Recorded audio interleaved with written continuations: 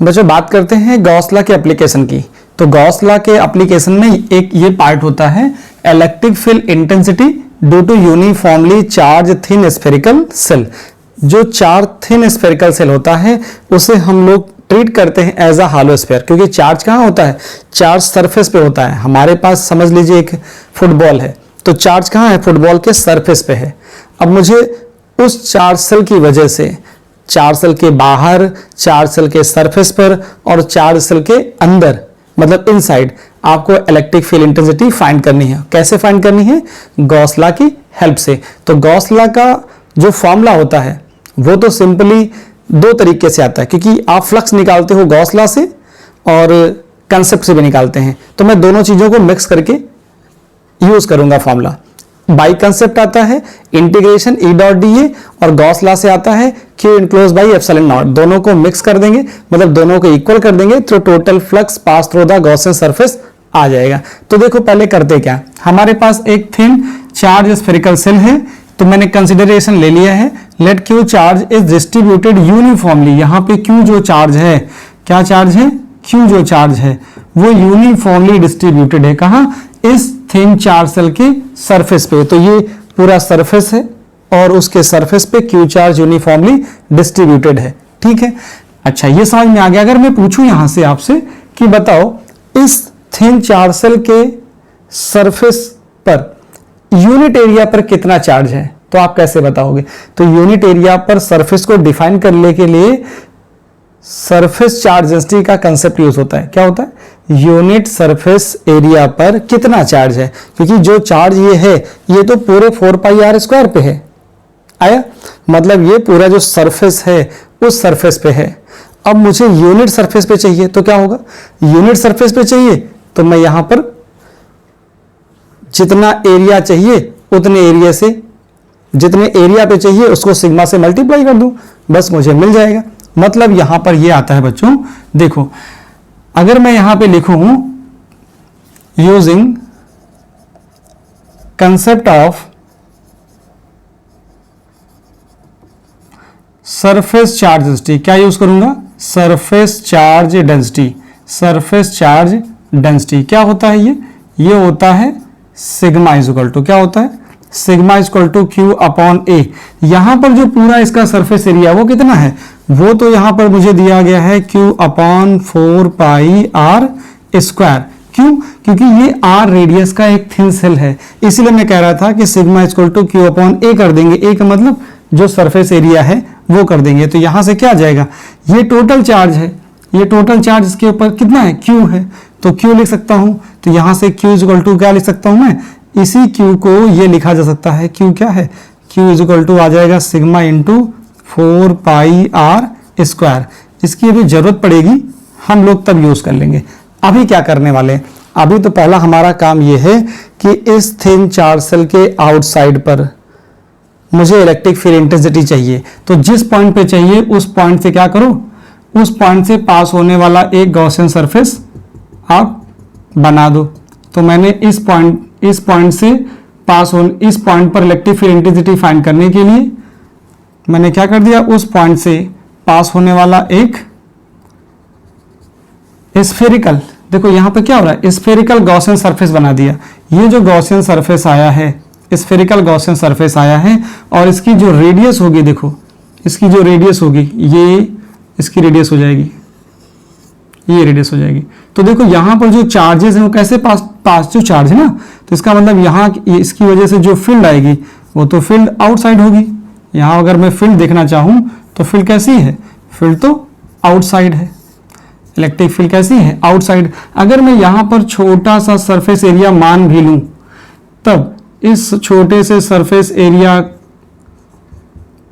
का जो area vector होगा वो कहां होगा, आउटवर्ड ही होगा, और उस ये जो आउटवर्ड एरिया वेक्टर है वो इलेक्ट्रिक फील्ड की डायरेक्शन में होगा। इसका मतलब थीटा इज इक्वल टू 0 होगा।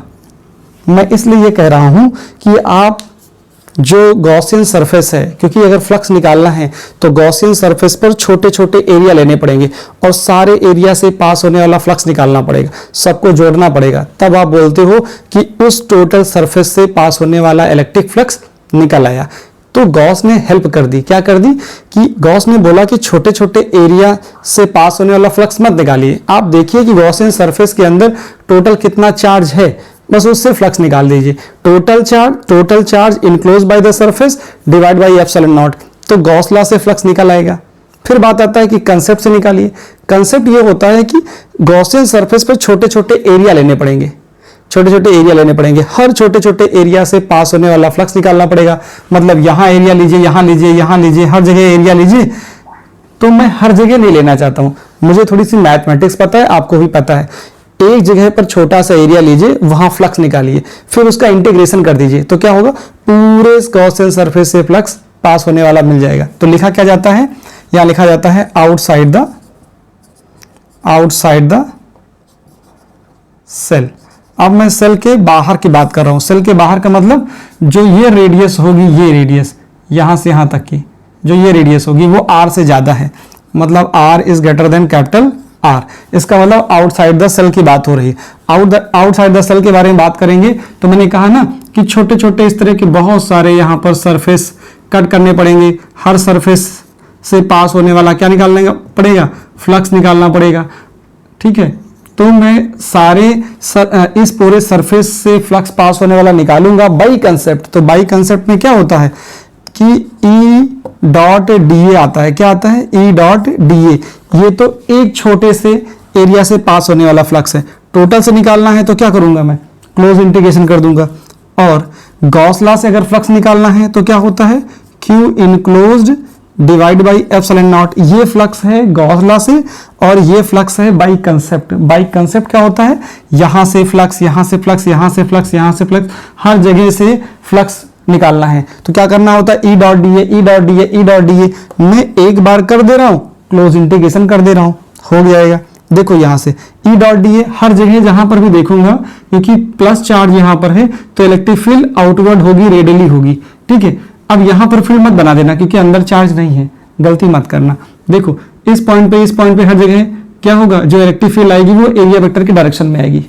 क्लियर, तो यहां ऐसा ले सकते हो आप, close integration E D A cos zero. क्यों, क्योंकि ई और डी ए दोनों सेम डायरेक्शन में है इसलिए ऐसा आया।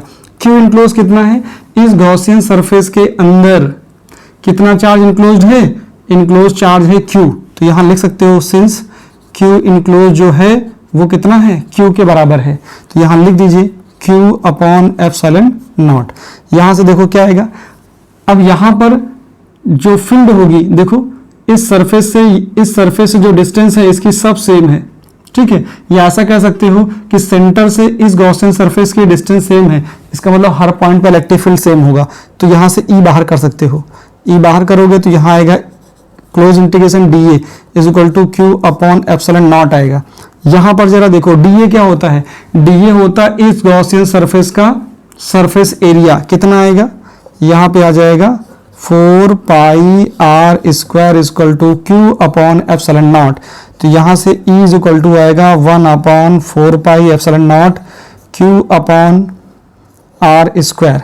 तो इस तरह से देख रहे हो कि ये जो फॉर्मूला है outside the shell, outside the shell, जो ये सेल है एक पॉइंट चार्ज की तरह बिहेव करता है, एक पॉइंट चार्ज की तरह बिहेव करता है। इसका मतलब ये आया कि E inversely proportional to R square आ गया, ऐसे आ जाता है। मतलब इलेक्ट्रिक फील्ड क्या होता है, डिस्टेंस ऑफ ऑब्जर्वेशन पॉइंट के इनवर्सली प्रोपोर्शनल टू, ये क्या होता है, inversely proportional to distance square हो जाता है। यहां पर जो डिस्टेंस आई है, पॉइंट ऑफ ऑब्जर्वेशन जहां ले रहे हैं, ये पॉइंट ऑफ ऑब्जर्वेशन है, ये क्या है, ये जो डिस्टेंस आएगी, इलेक्ट्रिक फील्ड जो आएगी वो इस डिस्टेंस के स्क्वायर के इनवर्सली प्रोपोर्शन होगी। यहां तक बात समझ में आ गई। चलिए स्क्रीनशॉट लीजिए, फिर मैं बात करूं। देखो स्क्रीनशॉट लेने से पहले एक चीज और देख ही लीजिए आप, क्या होगा अगर मैं आपसे बात करूं यहीं पर कि मैं सरफेस पे पूछ रहा हूं, क्या, at the surface of shell, case second ले लीजिए। देखिए ये फर्स्ट केस है और ये सेकेंड केस है, एट सरफेस ऑफ सेल। अगर सेल के सरफेस पे ले लूं मैं, अगर सेल के सरफेस पे ले लूंगा तो R equal to capital R होगा। जैसे ही कैपिटल R होगा, देखो अब जब ये केस होगा ना तो जो हमारा गॉसियन सरफेस आएगा वो यहीं पे आ जाएगा, बिल्कुल इसी के ऊपर आ जाएगा। इसके ऊपर ना बना करके मैं देखो अंदर बना दे रहा हूँ, जो गॉसियन सरफेस है वो कहाँ आएगा, Gaussian surface co dot dot बनाया जाता है, तो मैं इसी के जस्ट नीचे बना दे रहा हूँ हल्कम टच करते हुए। ये गॉसियन सरफेस आ गया। अब ये जो गॉसियन सरफेस आएगा ये वाला, ये जो होगा वो स्मॉल आर जो होगा कैपिटल आर के बराबर हो जाएगा। इस टाइम ये क्या हो गया, स्मॉल आर और कैपिटल आर दोनों सेम हो गए। जैसे ही सेम आएंगे तो जरा देखो क्या आएगा, E इज इक्वल टू, अब मुझे इस पे छोटे छोटे सरफेस लेने पड़ेंगे। फिर यही चीज, ये जो कंसेप्ट अप्लाई किया था वही अप्लाई करना पड़ेगा। मतलब यहां मुझे लिखना पड़ेगा E डॉट डी ए लिखना पड़ेगा, close integration Q enclosed epsilon not divide by epsilon not. फिर क्या आएगा, देखो E और डी ए दोनों सेम डायरेक्शन में आएंगे क्योंकि इलेक्ट्रिक फील्ड एरिया वेक्टर दोनों सेम जाएंगे। कहीं पर भी अगर छोटा सा एरिया लेंगे वहां पर इलेक्ट्रिक फील्ड देखा जाएगा, एरिया वेक्टर देखा जाएगा, दोनों सेम आएंगे। इसका मतलब ऐसा हर इस गॉसियन सरफेस के हर पॉइंट पे होगा। इसका मतलब यहाँ क्या होगा, E D A cos zero आएगा। E D A cos zero में से क्या आएगा, ये आएगा ई डी ए आएगा। कॉस जीरो नहीं लिख रहा हूँ, कॉस जीरो की वैल्यू 1 हो जाएगी। तो यहाँ से, अच्छा मैं लिख ही देता हूँ, कॉस जीरो आएगा। यहाँ से क्या आएगा, इस सरफेस पे जितना चार्ज है वही इस गॉसियन सरफेस के अंदर भी चार्ज है। इसका मतलब यहाँ पे क्यू इनक्लोज की वैल्यू के आ जाएगी। अब देखो जरा यहाँ से क्या आया, ई बाहर आएगा, क्लोज इंटीग्रेशन, यहाँ डी ए आ जाएगा। फिर ये आएगा क्यू अपॉन एप्सिलॉन नॉट। आपकी जो एरिया होगा वो कितना आएगा, वो हो जाएगा 4 पाई आर स्क्वायर। क्यों, क्योंकि अब रेडियस ये वाली हो गई किसके इक्वल है, चार्ज सेल की रेडियस के इक्वल। जो थिन चार्ज सेल है उसकी रेडियस के इक्वल आ गया, तो क्यू अपॉन एप्सिलॉन नॉट आ गया। यहां से रिजल्ट जो आएगा वो E is equal to 1 upon 4 pi epsilon naught Q upon are square आएगा। ठीक, ये बात आ गई। ये कहां की बात है, ये सरफेस की बात है। और ये कहां की बात थी, ये आउटसाइड की बात थी। ये आउटसाइड है, ये सरफेस पे हो गया। बच्चों एक और बचता है, क्या बचता है, inside the shell. Inside the shell भी देख लिया जाए, ज्यादा बेटर होगा। देखो यहीं पर इनसाइड द सेल क्या आता है, थर्ड केस आता है inside the shell. Inside the shell, जो इनसाइड द सेल की बात करेंगे, इसका मतलब है R is less than capital R। अब की बार जो आपको गॉसियन सरफेस लेना है वो कहां लेना है, वो लेना है इस सेल के अंदर। इस सेल के अंदर मतलब मैं ऐसा मान लेता हूं कि ये गॉसियन सरफेस है। अब देखो इस गॉसियन सरफेस के अंदर कोई चार्ज नहीं है। आपको ये पता है जहां चार्ज नहीं है वहां फील्ड कैसे हो सकती है, जहां चार्ज नहीं वहां पर फील्ड कैसे हो सकती है। तो लिखोगे inside the shell no charge, there is no charge enclose by the Gaussian surface. ये गॉसियन सरफेस है, क्या लिखा जाएगा, inside the shell there is no charge enclose by the Gaussian surface, there is no charge enclosed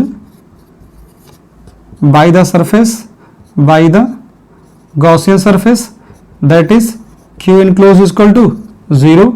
Q enclosed अगर 0 है तो जरा देखो Q enclosed 0 है क्योंकि हर सरफेस पे जो इलेक्ट्रिक फील्ड लाइन जैसे ये रेडियली जा रही है, तो इस सरफेस में एरिया वेक्टर देखना चाहूंगा कहीं पर भी, तो ये अगर इलेक्ट्रिक फील्ड इधर जा रही है इसका मतलब मुझे लग रहा होगा कि रेडियली आ रही होंगी। लेकिन यहां पर बना नहीं सकता, मैं यहां पर बना नहीं सकता, तो मैं यही कह सकता हूं कि जहां पर चार्ज नहीं वहां इलेक्ट्रिक फील्ड नहीं हो सकती।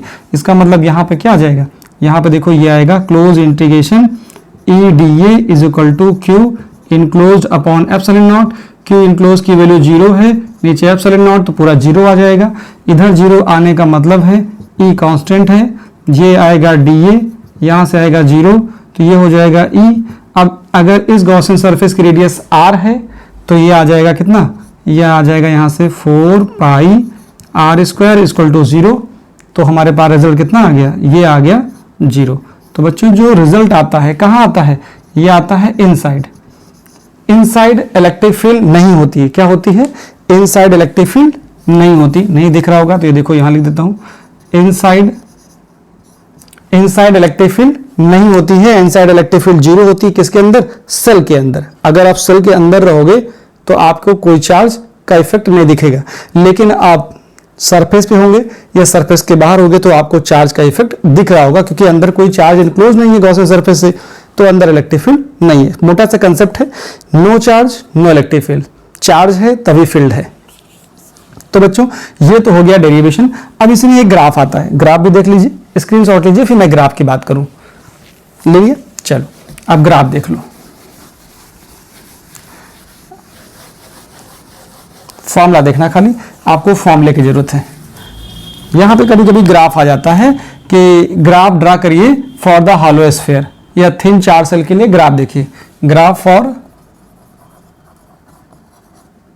Thin charge spherical shell,